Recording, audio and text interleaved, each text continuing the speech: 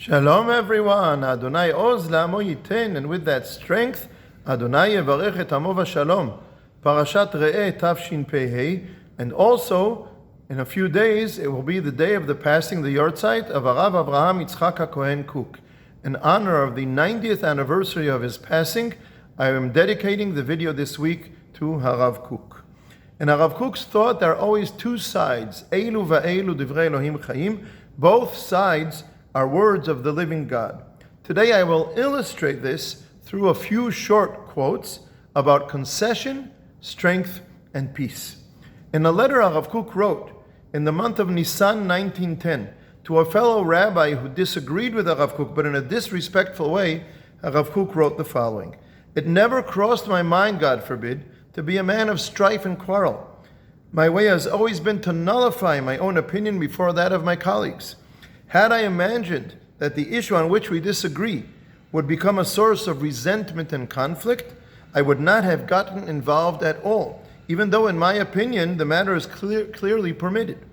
It's important to note, in this particular case, HaRav Kook did not back down from the halachic disagreement. He writes, "Since the ruling of permissibility has already gone out from me, how can I retract when my opinion has not changed at all?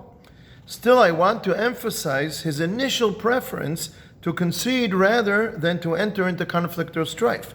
Had I known this would lead to resentment and conflict, I would not have gotten involved at all." But this is not the only side of HaRav Kook. In another letter written by HaRav Kook about 2 months after the first letter, in the month of Sivan 1910, this letter was written to people who praised HaRav Kook for something that he had published.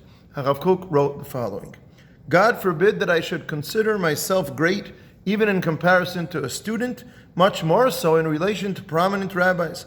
However, when it comes to the truth and to the well-being of Am Yisrael and Eretz Yisrael, in that even someone as weak as myself must say, I am brave, and I will not give in the battle in the name of Hashem when it comes to the survival of the settlement of Eretz Yisrael, which has been awakened by the grace of Hashem." And one last letter for today. This letter HaRav Kook wrote about 2 years before the ones that we saw before, in the month of Iyar 1908. Here HaRav Kook distinguishes between the path of another rabbi and his own approach. He writes the following: "He, the other rabbi, is clothed for battle from head to toe. It is true that he fights the battles of Hashem. But I am a man of peace and a pursuer of peace, Rodef Shalom, even in places where most people would not imagine that peace could be found. When there is no need to insist, I will yield. But when it comes to the truth and the good of Am Yisrael and Eretz Yisrael, I will be brave, I will not give in the battle in the name of Hashem. But my inner truth, my inner quality is that I am a pursuer of peace, even in places where others wouldn't be looking for it.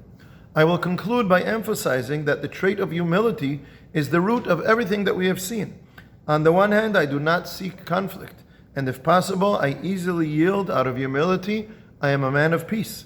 On the other hand, in situations where my responsibility is not to give in, the same humility is what compels me to set aside even my inner essence, my deep inclination towards peace, in order to fight for the sake of Am Yisrael and Eretz Yisrael."